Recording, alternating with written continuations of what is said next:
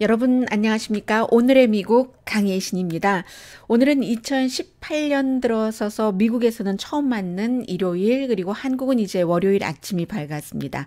그래서 2018년에는 도대체 그 어떤 일들이 일어나는가? 뭐 미국에서도 그렇고요. 아니면 뭐 한국, 중국을 포함한 세계적인 그 흐름도 어떻게 이 시간에 뭐 꼼꼼하게 다 챙겨볼 수는 없겠습니다만은 한번 대강의 윤곽을 그려보려고 합니다. 물론 제가 혼자 그리는 윤곽이 아니라 미국의 아주 그 중요한 언론이라든가 전문가들이 예상을 한 것들을 제가 이제 주제별로 대강 좀 그 정리를 해봤습니다. 그래서 이제 미국이 어떻게 될 것인가 아주 그 자세한 내용들은 말씀드리지 않겠어요. 오늘 그 방송에 그 제가 하는 목적은 어떤 분이 어느 나라에서 이제 어떤 일을 하시면서 이 방송을 들으시던 미국은 일단 아직까지 그 세계의 중심이니까 미국에서 생각하고 미국이나 뭐 세계 많은 전문가들이 예상을 하고 있는 2018년 미국이 어떻게 될 것인지 또 중국, 북한과의 관계, 세계에는 지금 크게는 어떤 그 흐름의 변화가 있는지 뭐 예를 들면 비트코인이라든가 전기 자동차라든가 여러 가지 그 자동화 같은 이슈들이 있잖아요. 그리고 미국뿐이 아니라 세계에서 유럽이라든가 아니면 뭐 그 남미라든가 중요한 그 선거가 올해 많이 치러지는데 거기서 무엇을 그냥 그 헤드라인 정도는 우리 보통 사람으로서 알고 있는 것이 좋은지 그런 것들을 한 몇십 분에 걸쳐서 말씀을 그 드리려고 합니다. 뭐 라이프 스타일도 되겠고요. 그런데 제가 이제 이 방송을 준비하면서 가장 그 재미있게 봤고 또 그 한국의 광부도 생각나고 예전에 그 프랑스의 광부도 생각나고 했었던 그 일부터 시작을 하겠습니다. 지금 2018년이지만요. 그래서 이제 여러 가지 그 변화가 있겠지만 2002년부터 그 블로그로 그 쭉 아주 그 많은 사람들이 아직도 보고 있습니다. 기즈모도라는 GIGMODO라는 이 그 블로그는 디자인과 테크놀로지, 과학, 또 뭐 공상과학이라고도 할 수 있겠고요. 그리고 물론 정치도 플러스가 됩니다만은 이 기즈모도가 2018년 미국에서는 어떤 일들이 일어날 것인가 하는 것을 예측한 것 가운데 맨 마지막으로 지적을 했는데 저는 그 맨 마지막에 그것을 시작으로 2018년 미국과 세계는 어떻게 될 것인가 오늘의 미국 그 스페셜 리포트를 시작을 하겠습니다. 1884년이면 그게 언제예요?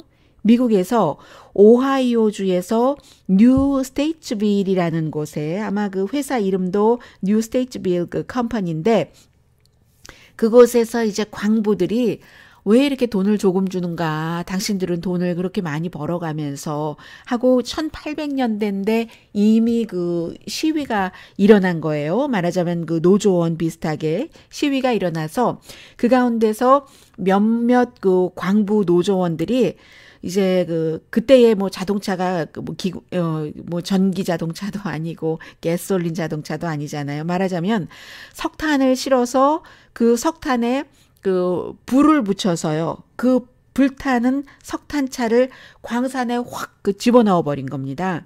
그러니까 그 지하 광산이니까 밑으로 많이 내려가잖아요. 그랬는데 불이 그쪽에서 불이 지금 일어나고 있다는 것을 발견한 것도 그 석탄차를 집어넣고 며칠이 지난 뒤였기 때문에 그 불을 끄기가 너무 늦어버린 거예요. 그래서 결국은 이 그 스테이트빌 그 컴퍼니라는 석탄 그 광산 회사는 문을 그 닫아버렸거든요. 그런데 그때의 그 집어넣은 그 석탄차로 인해서 아직 또 그 땅 밑이 불타고 있다는 겁니다. 1884년인데 지금이 2018년이잖아요.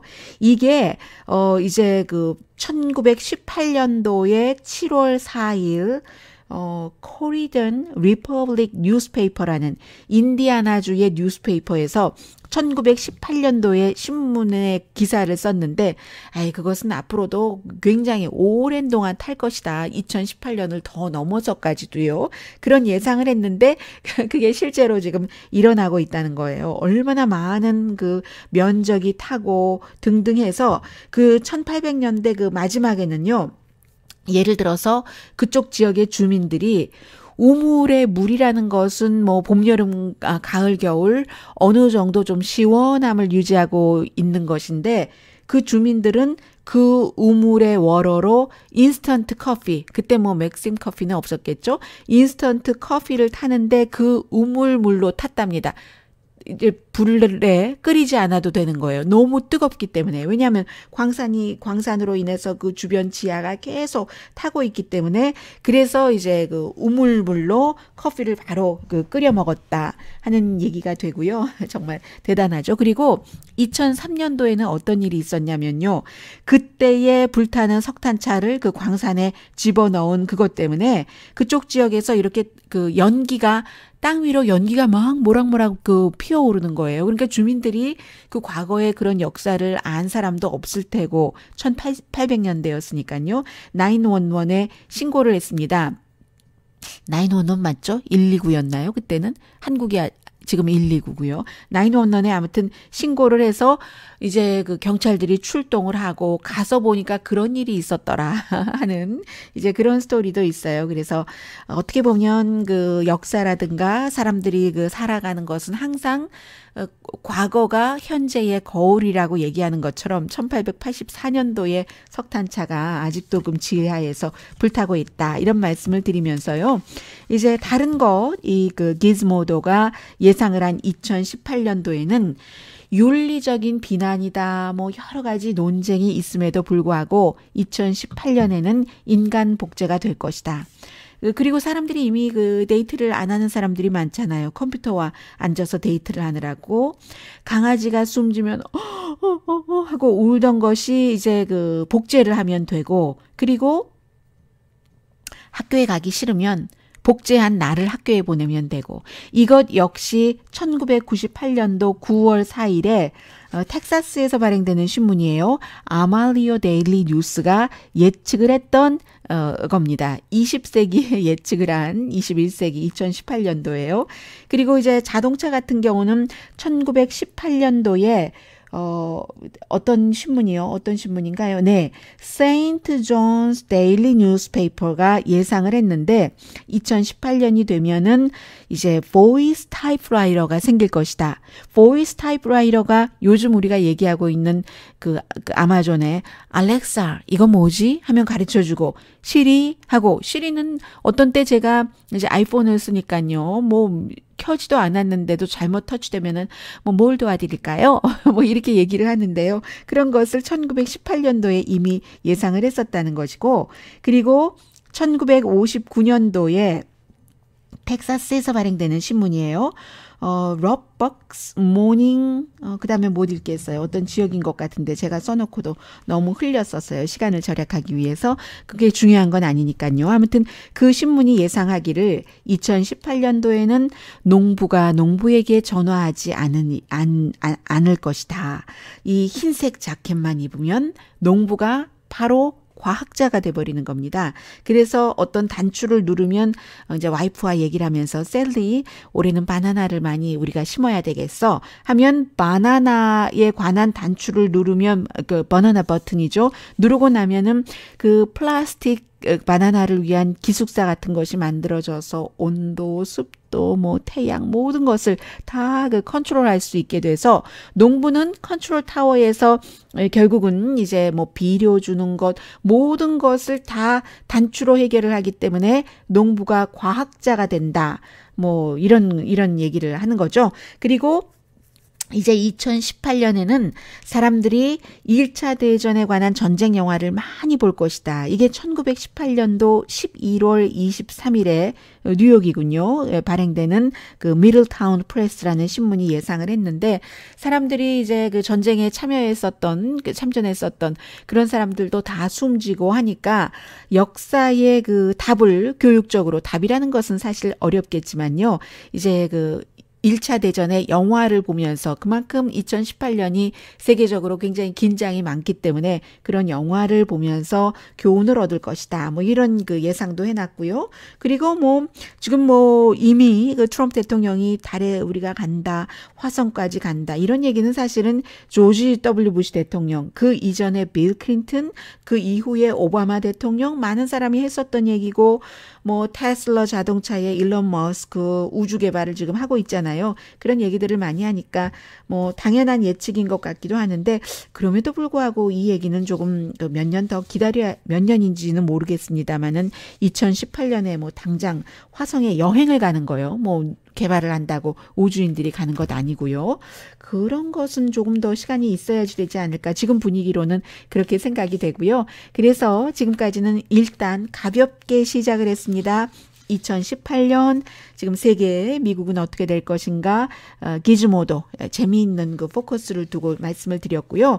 그리고 미국의 그 국내의 이슈 그리고 미국이 지금 그 처하게 된 해결을 해야지 될 힘들어 보이는 그런 국제적인 이슈 특히 중국과 연관돼서 이 부분을 좀 전해드리겠습니다.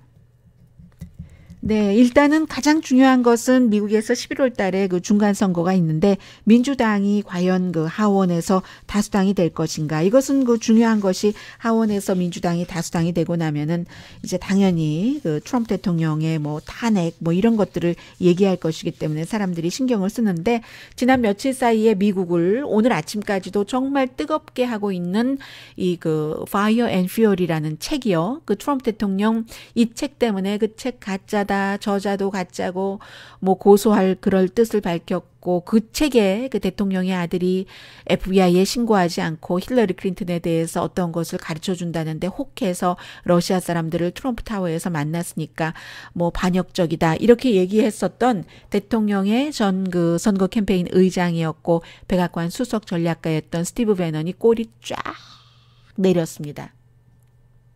내가 뭐 예를 들면 뭐 실수했다 이런 식으로 얘기를 한 거고요. 본인이 러시아에 관해서 그런 말을 한 것은 트럼프 대통령 아들을 비난한 것이 아니라 폴 매나포트라고 그 자리에 같이 있었던 본인이 트럼프 대통령의 선거 캠페인 의장이 되기 전에 의장이었던 지금은 특별검사에 의해서 기소된 그 폴 매나포트를 겨냥한 것이고 그리고 이 그 스티브 배넌이라는 사람이 원래 그 해병대에서 7년인가를 근무를 했었기 때문에 본인이 해병대에서 근무했을 때의 러시아와의 미국과의 아주 그 긴장 관계 뭐 이런 것에 그 배경을 두고 본인이 한 얘기고 대통령의 아들은 굉장히 애국적인 사람이다 하고 꼬리는 딱 내렸어요. 그런데 이제 그 꼬리 내리기 전에 어제도 제가 잠깐 말씀드렸습니다만은 이 사람이 먼저 꼬리를 내리려고 했는데 대통령이 트위터로 딱 그 비난부터 했고 그러는 사이에 대통령은 지난 며칠 동안 사람들에게 쫙 그 전화를 돌려서 당신들 선택을 하시오.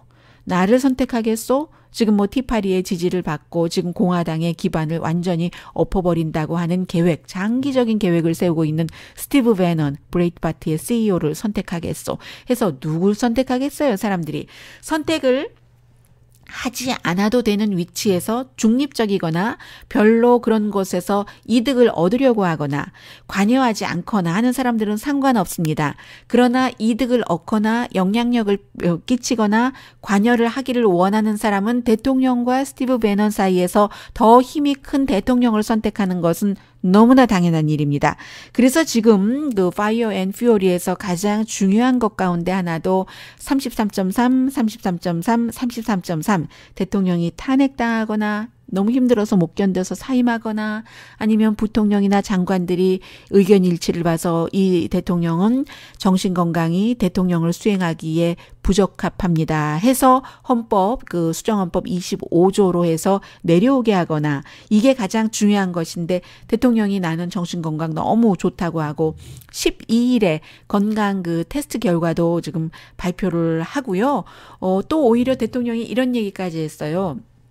예전에 그 로널드 레이건 대통령이 공격을 받은 것과 같은 공격을 내가 지금 이 책으로 받고 있다 하는데 그것은 약간 그다지 그 트럼프 대통령에게 좋은 비유는 아니었던 것 같아요. 왜냐하면 얼마 전에 몇 년 전이었던 것으로 기억되는데 로널드 레이건 전 대통령의 아들이 얘기하기를요. 로널드 레이건 대통령은 백악관에서 나오고 나서 뭐 황혼이 진다 하면서 이제 알츠하이머에 걸릴 것을 고백을 했잖아요. 근데 그 아들은 책에 이미 2011년이었던가요? 책에 우리 아버지가 이미 백악관 안에 있을 때 알츠하이머 증상이 있었다라고 썼었거든요. 그럼 그렇게 따지면 지금 대통령의 정신건강이 대통령이 로널드 레이건 대통령 비난받는 것처럼 내가 지금 뭔가 그 당시에도 책을 써서 누가 비난을 했었으니까요. 내가 지금 그런 피해자다라고 얘기를 하는데 로널드 레이건의 그 알츠하이머 정신건강 이렇게 연결을 한 게 별로 대통령에게 좋은 것 같진 않아요.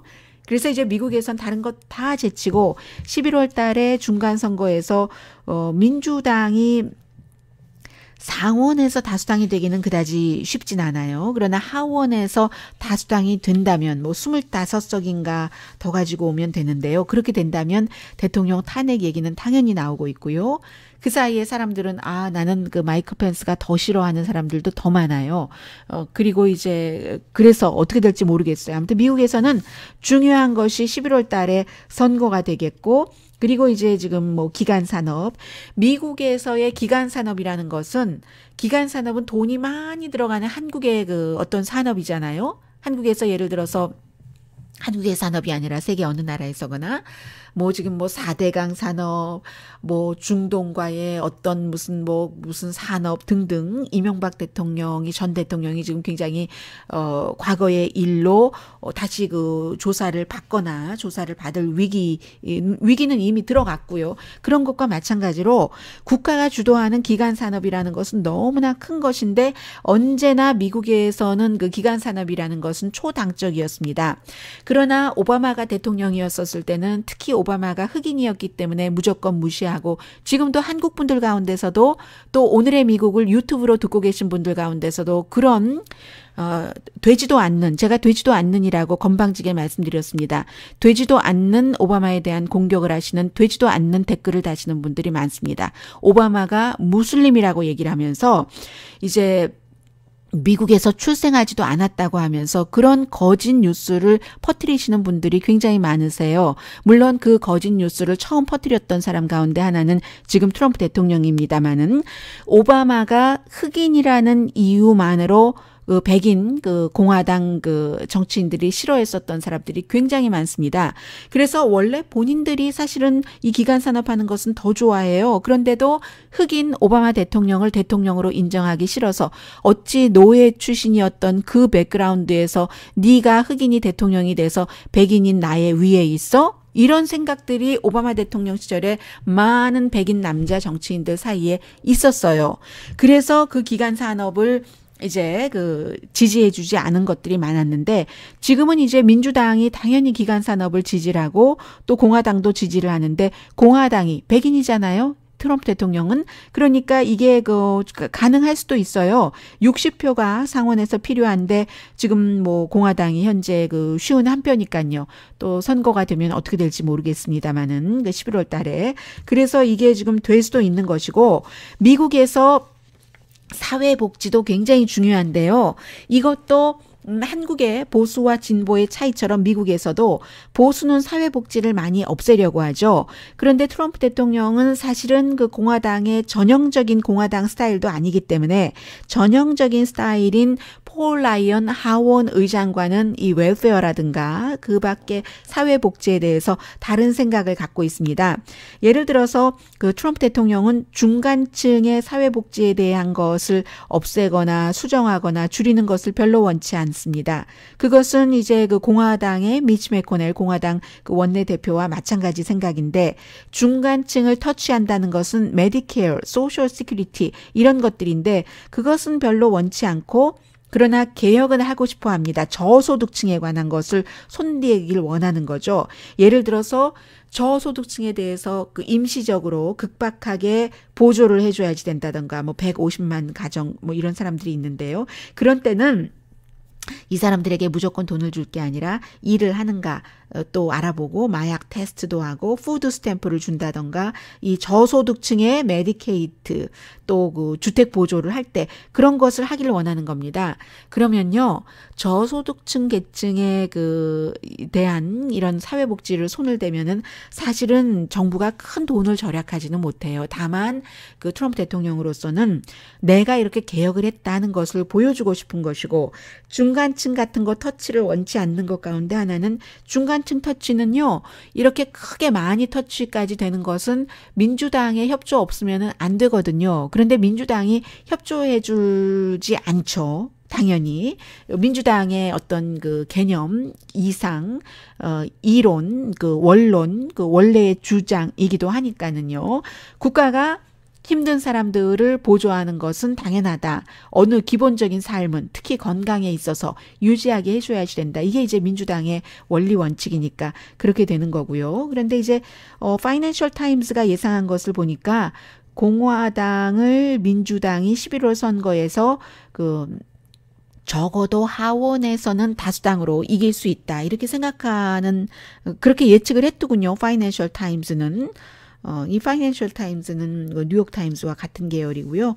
그러면 뭐 탄핵 과정이 어떻게 될지. 아무튼 미국 국내에서는 이 문제가 가장 중요한 거예요. 물론 이민이 들어가 있습니다. 이민을 어떻게 할 것인가. 이민, 월페어, 기간산업, 헬스케어도 뭐 오바마 케어를 없애지는 못하고 지금 뭐 세금 개혁안에 슬쩍 끼워 넣었으니까는요.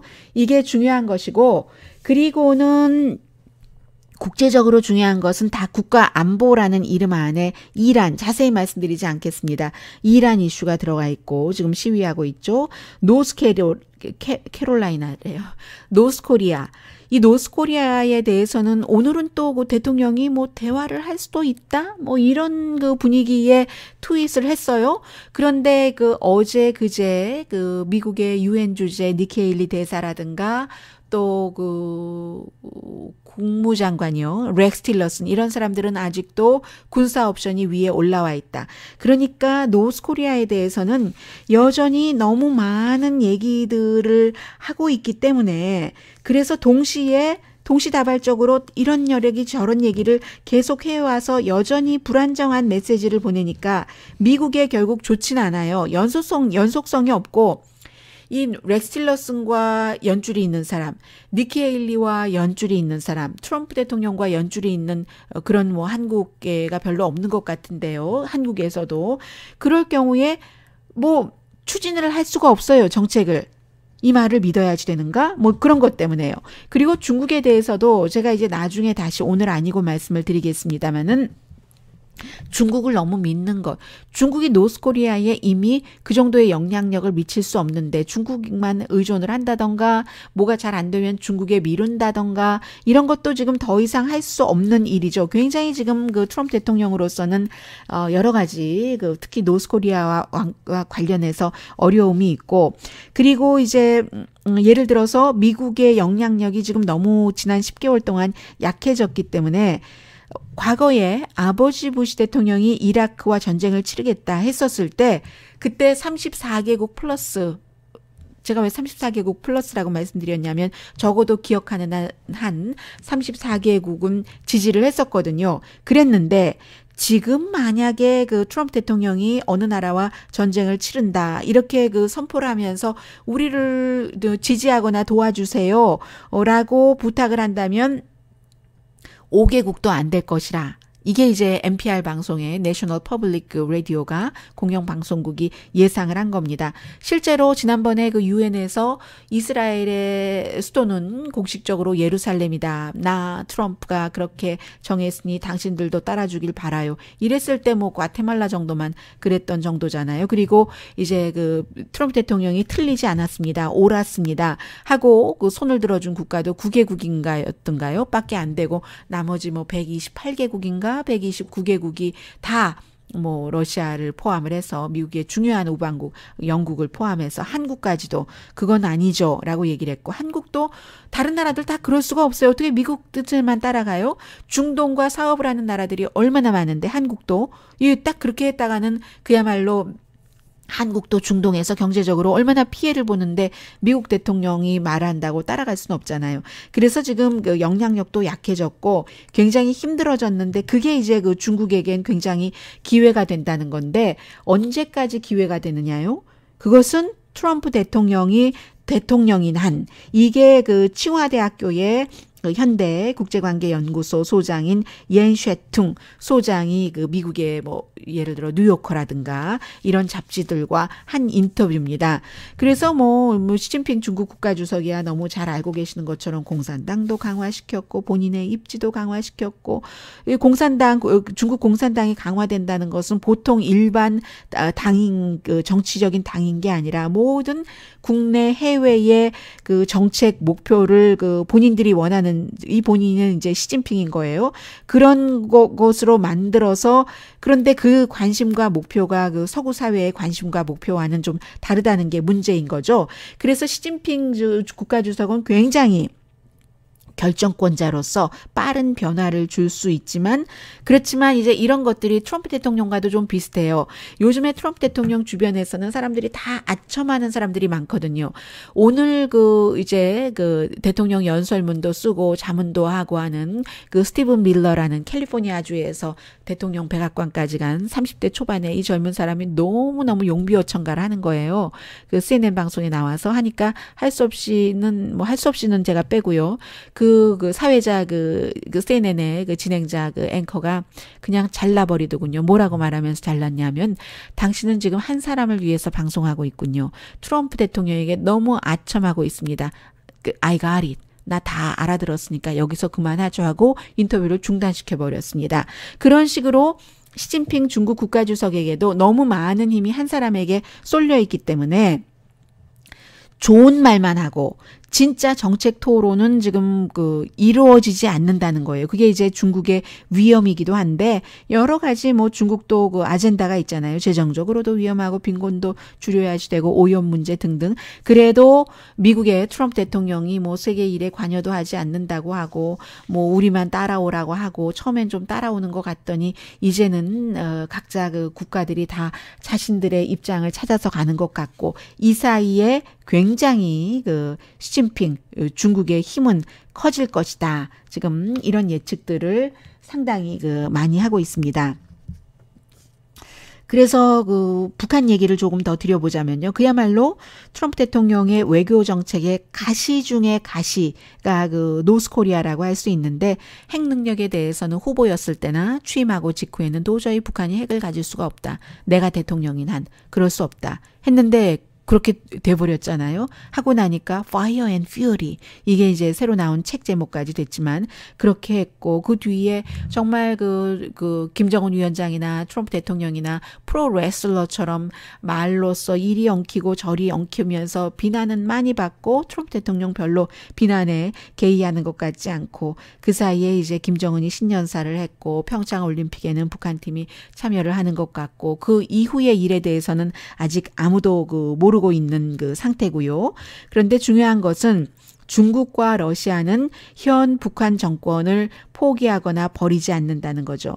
물론 중국과 러시아도 그 북한의 비핵화를 바라고 있지만 그럼에도 불구하고 어떤 그 미국이 지금까지 주도해 왔었던 진보적인 국제 질서에 도전을 하면서 러시아가 우크라이나를 침공하면서 뭔가 그 유럽에서 영향력을 계속 뻗쳐 나가려고 하고 그러니까 이제 미국의 오바마 대통령이 제재를 했고 트럼프 대통령은 그 제재를 또 풀어주고 싶어 하고 중국은 남중국해 섬 등등 해서 미국의 영향력 줄이기를 많이 하고 필리핀 사람들이요. 이제 중국이 이 섬 저 섬에 중국이 이거 내 거 하고 오래 많이 붙이더라도 결코 놀라지 않을 것이다. 이런 얘기들을 하고 있는데 중국은 주면서 하잖아요.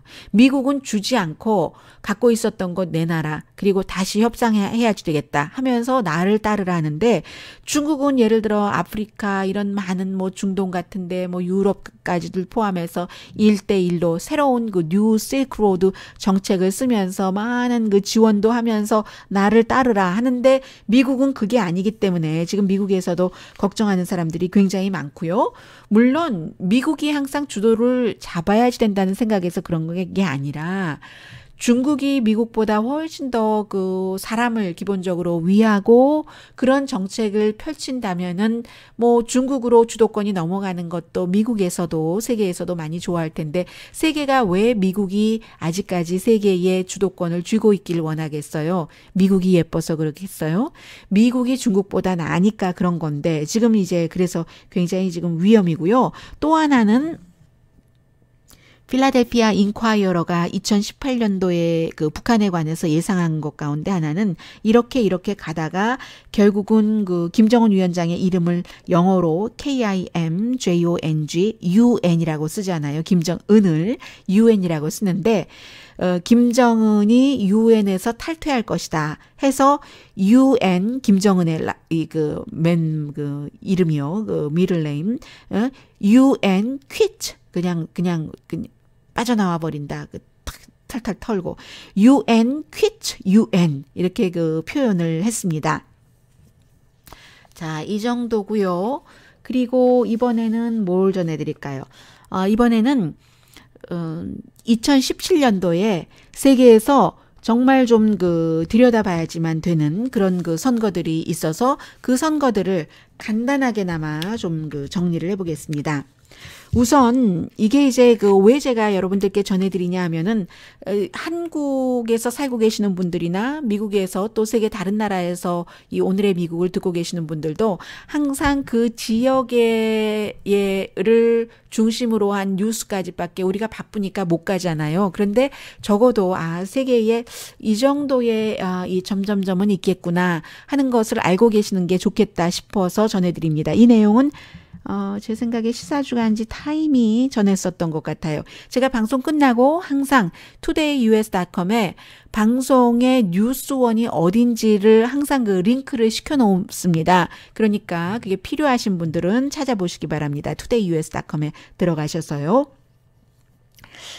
제일 그 미국으로서 볼 때 중요한 선거라면은 멕시코의 선거가 있는데 7월 달이든가요?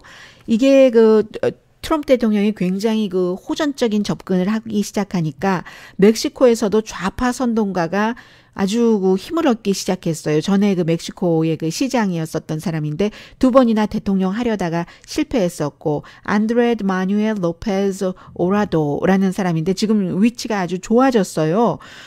30 어느 정도 지지를 아무튼 받는다고 하는데 전에 그 재무장관 했었던 사람도 있지만 이 사람은 이제 당에 소속하지 않은 조금 그런 그 약점이 있고 그러나 그 관료로서의 경험은 누구보다도 많고요. 그래서 만약에 정말로 그 좌파 선동가인 전 멕시코 시장이 멕시코의 대통령이 된다면 그러면 멕시코도 굉장히 정치적으로 예상하기 그 불안정해지는 것이고요. 브라질의 경우는 10월 달에 선거가 있는데 참 이런 거에 보면은 선진국과 선진국 아닌 게 딱 그 증명이 되는데요. 63%의 브라질 사람들은 브라질에서 부패가 정말 큰 문제다라고 얘기를 하고 있고 지금 브라질의 장관, 상원 의원, 주지사 가운데서 한 3분의 1 정도는 현재 부패 관련 조사를 받고 있습니다. 그런데 또 하나 제가 슬픈 것 가운데 하나는 브라질 사람의 55%는요. 민주정부가 아니어도 좋다. 효율적으로 일만 한다면 그래서 이제 그 군사 독재자를 지지하는 우파 선동과 같은 사람들도 이제 대통령에 나오려고 하고 있고요. 선거에 뭐 그 하이어 그 볼나소인가요? 뭐 그런 사람들 그리고 이제 또 여러 정말로 그리고 전 대통령도 마찬가지예요. 지금 그 이나시오 룰라드 실바요. 그 루이스 이나시오 그 룰라드 실바도 컴백하기를 원하는데 그 본인이 이제 그 본인의 시대의 그 노동부 장관이었던 여자 그 대통령에게 그 물려줬었을 땐 경제가 좋았잖아요. 그 뒤에 이제 그 뭐 여러 가지 부패 혐의 등등으로 정말로 그 실바 전 대통령도 그 어려움을 겪었는데 본인 자신도 지금 부패로 기소돼 있거든요. 기소돼 있기 때문에 이 기소된 케이스의 법적인 결과가 좋아야지만 다시 이제 출마를 할 수 있게 되는데 지금 이렇게 그 브라질도 전부 누가 나오려고만 하더라도 이 부패인데 그런데 그 라틴 아메리카에서는 브라질이 그 경제가 가장 그 큰 규모이기도 하고요. 그래서 이제 브라질 선거도 굉장히 주목되는데 아직까지 멕시코건 브라질이건 깨끗한 나라가 결국은 어느 정도 깨끗하거나 깨끗하려고 추구해가는 그런 나라가 선진국인 것만은 분명한 거죠. 이태리 보면은요, 이태리도 정말 너무 망가지기에도 크고, 참 일으켜 세우기에도 뭐 경제 규모가 큰 나라니까요. 이태리가 유럽에서는 뭐 세 번째고 아무튼 10대 안에 드는 나라가 이태리이기 때문에 이태리는 지금 참 유럽 경제 위기가 시작하고 10년이 넘었는데 어떤 나라는 뭐 좋아지기도 했어요. 뭐 스페인이라든가 뭐 아일랜드라든가 규모가 작긴 하지만 아니면 다른 나라는 아직도 비참하죠. 그리스 같은 나라. 이태리는 그렇게 볼 때 한 중간 어디엔가 있는데 유로존에서는 뭐 경제가 세 번째 그래도 힘들어요. 뭐 실업률 높고 정부 빚 많고 뱅킹 시스템 약하고 계속 또 이민 이슈 있고 그래서 역시 이태리에서도 인기 영합주의자 이런 사람들이 지금 많이 주목을 받고 있어요. 또다시.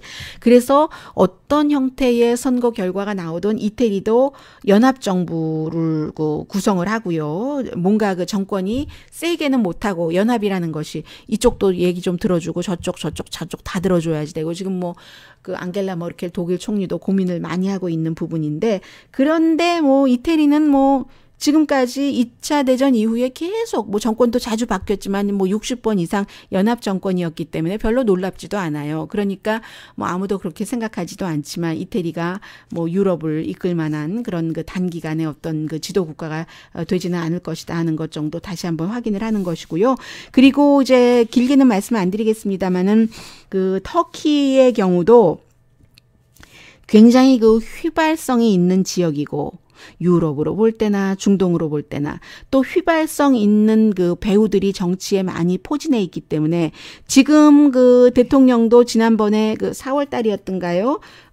재신임을 받긴 했지만 리제프 타이드 에르도안 대통령이요. 이게 터키는 2019년이 뭐 선거다라고 얘기를 하지만 2018년이 선거나 마찬가지인데 이 터키의 선거 결과에 따라서 중동의 경우도 정말로 더 예측 불허해지고요.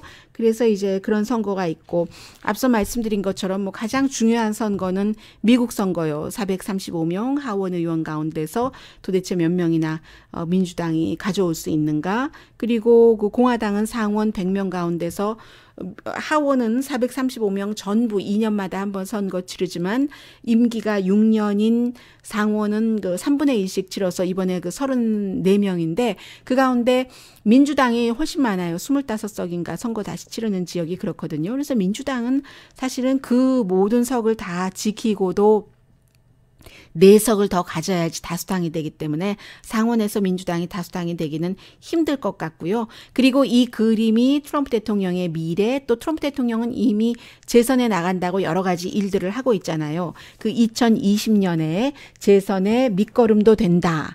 이런 말씀 드리겠습니다. 자, 그리고 경제적인 것 좀 말씀드려 볼까요? 경제적인 것과 마무리를 좀 하겠습니다.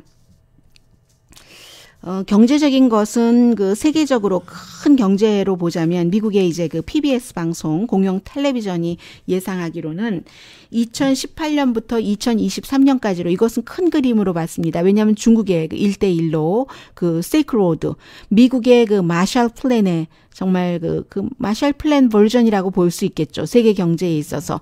그런데 이게 파키스탄이나 아프리카에는 시작은 좀 슬로우했지만요. 굉장히 트럼프 대통령이 당선이 됐기 때문에 빨리 좀 어느 정도 2018년에는 추진이 될 것으로 보고 파키스탄과 아프리카에는 르네상스가 될 수도 있는 것이 중국의 실크로드다라고 예측을 했습니다.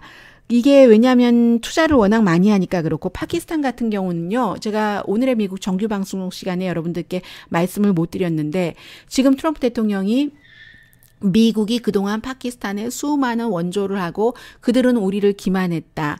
이렇게 얘기를 하면서 이제 지원금을 중단한다고 했잖아요.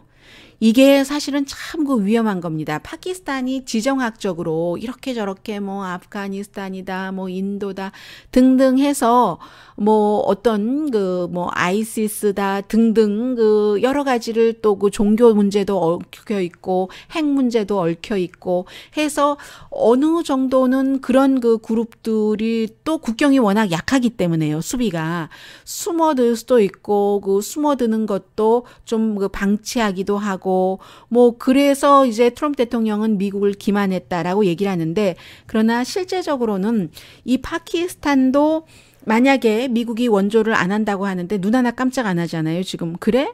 도대체 배은망덕한 미국 같으니라고요. 이게 이제 파키스탄의 반응인 게 오사마 빈 라덴을 잡게 해준 것도 파키스탄이고 미국이 아이시스나 등등과의 그 주변 여러 가지 관련해서 전쟁을 치를 때 파키스탄 땅과 영공을 굉장히 많이 썼습니다. 파키스탄을 통하지 않고는 그 같은 지금까지의 그 아프가니스탄과의 전쟁 등등을 치를 수 없었던 것도 사실입니다. 그러니까 어느 정도 그 조절이 필요했었던 거죠.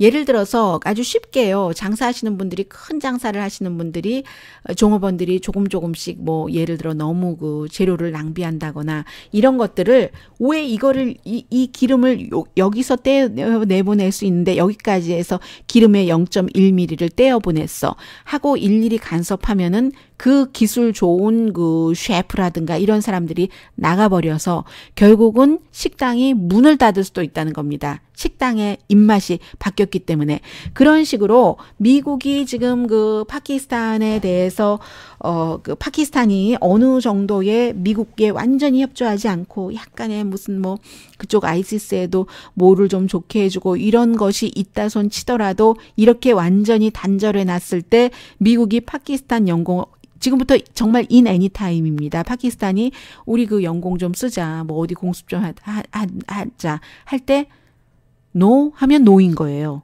지상도 마찬가지입니다. 그래서 이 부분이 참 힘들어요. 그렇기 때문에 트럼프 대통령이 트위터에서 그리고 니키 헤일리 유엔 주재 미국 대사가 이미 그 말을 해버렸는데 이제 그 뭐 얼만큼 뭐 지원하지 않겠다고 전혀 일단은 지원하지 않겠다고 했는데. 이때 중국이 얼마나 좋아하겠어요. 파키스탄에 뭔가를 더 주겠죠? 더 가깝게 하겠죠?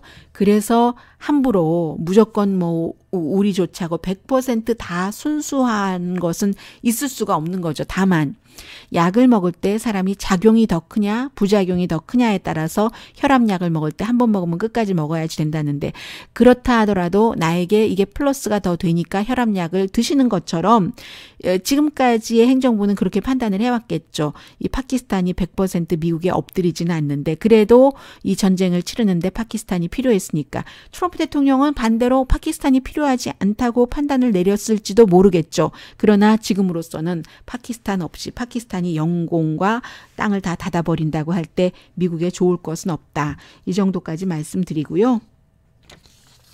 그리고 이제 그 또 세계에서 주목하고 있는 것 가운데 하나가 이 비트코인이잖아요. 도이체뱅크는 비트코인 크래시가 정말 그야말로 그 폭발이 2018년도에 있을 것이다.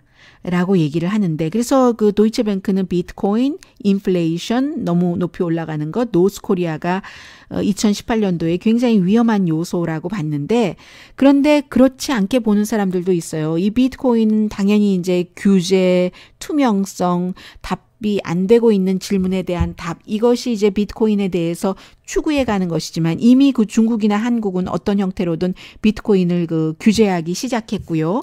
그러나 사람들은 아니 왜 우리가 계속 그 달러에 질질 끌려다녀야지 되지? 중국이 뭐 그 달러가 아닌 자신들의 돈을 어떻게 기축통화로 해보려고 하지만 그게 쉽지도 않고요. 그래서 뭔가 다른 그 화폐가 있어야지 되는 거 아니야? 이런 열망은 2018년에도 계속된다는 사람들이 있고요. 전문가들이요. 그래서 골드가 새로운 하이를 찍을 것이다. 달러에 대한 기대가 약하기 때문에 뭐 이런 얘기. 이 가상화폐 비트코인을 중심으로 한 이런 것이 이제 1년 사이에 2000%가 늘어나서 지난해 1월 달에 1000달러에 시작해서 19,000달러에 마감했고 지금 뭐 2만도 더 올라가고 뭐 등등 했는데 라이프코인이라든가 리플이라든가 비트코인보다 싼 대안 이런 그 가상화폐라고 할까요? 이런 것들이 뭐 내려갈 때 내려가더라도 일단 2018년도에도 어떤 시점까지는 더 많이 올라갈 것이다. 계속 성장할 것이다. 비트코인은 뭐 그 골드만삭스가 이미 이제 개입이 됐으니까요. 다른 회사들도 주르르 따라가기 시작할 것이고요. 영국도 뭐 비트코인 규제한다고는 하지만 비트코인에 대해서 이런 얘기는 지금 포브스에서 하고 있는 것인데 정확하게 미래를 예측할 수 있는 사람은 없겠죠. 다만 이 예측도 맞고 이 예측도 맞을 겁니다.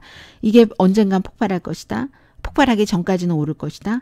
그런데 그 언젠가가 언제인지 폭발의 그 각도라든가 뭐 그런 그 강도가 어느 정도인지를 뭐 누구도 모른다. 뭐 그런 것 아니겠어요? 네.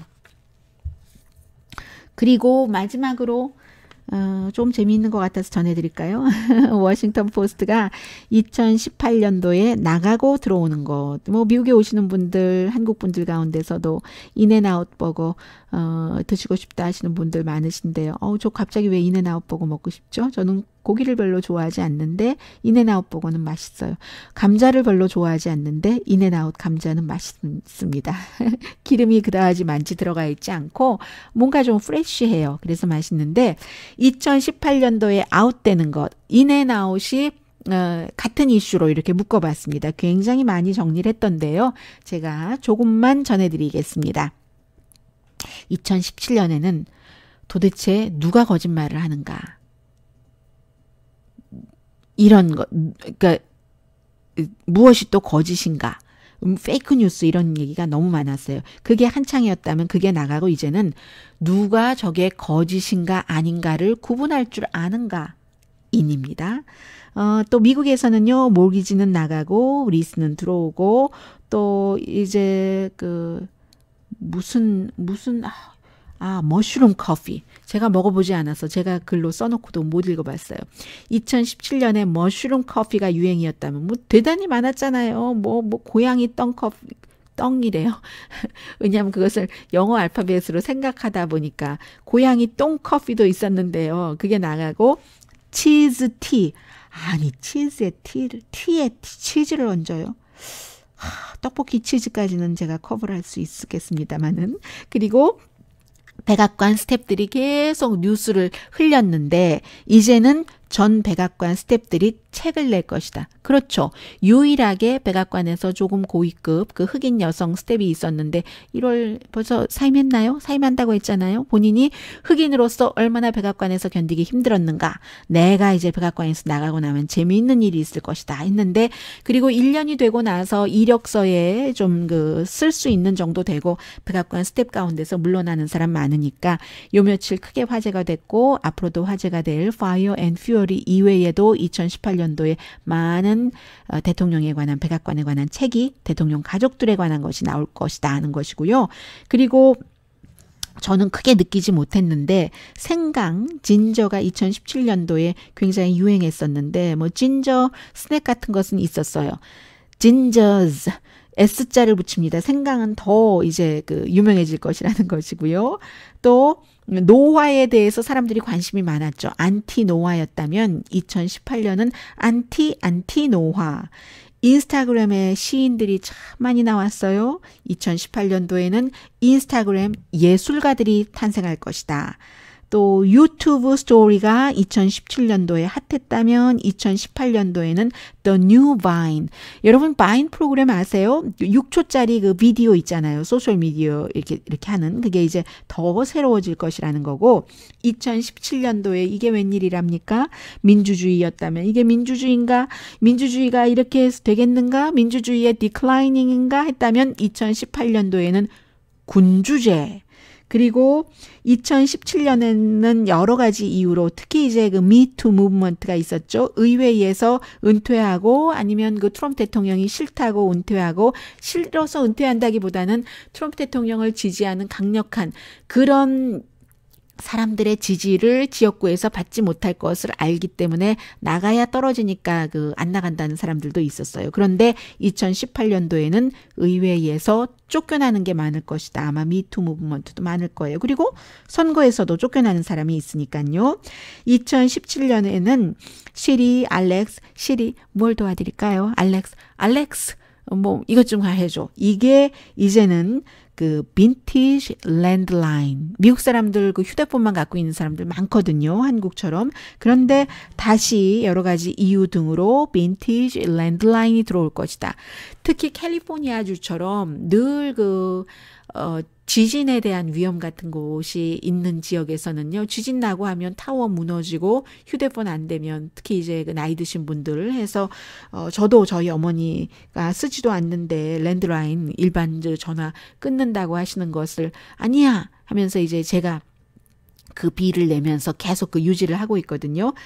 빈티지 랜드라인이 2018년도 미국에서는요. 굉장히 이제 또 유행을 할 것이라고 하네요. 자, 여기까지 여러 분야에서의 2018년을 조금 들여다봤습니다. 저는 내일 오늘의 미국 정규 방송에서 뵙겠고요. 미국 날짜로 월요일, 한국 날짜로 화요일입니다. 그리고 어제도 제가 잠깐 말씀드렸는데 미국에서 보는 한국, 그러나 미국의 시각뿐만이 아니라 세계, 유럽과 아시아, 다른 중동이라든가 아프리카의 시각까지 합쳐서 한꺼번에 보는 한국에 관한 보도는 좀 없었던 것 같고, 그런데 제가 아주 다행이고 행운스럽게 그게 좀 가능한 사람이거든요. 그래서 유튜브 채널을 통해서 이제 밖에서 보는 한국에 관한 것을 보도해 드리려고 준비를 하고 있습니다. 강혜신이었습니다. 다시 한번 인사드립니다. 새해 복 많이 받으세요.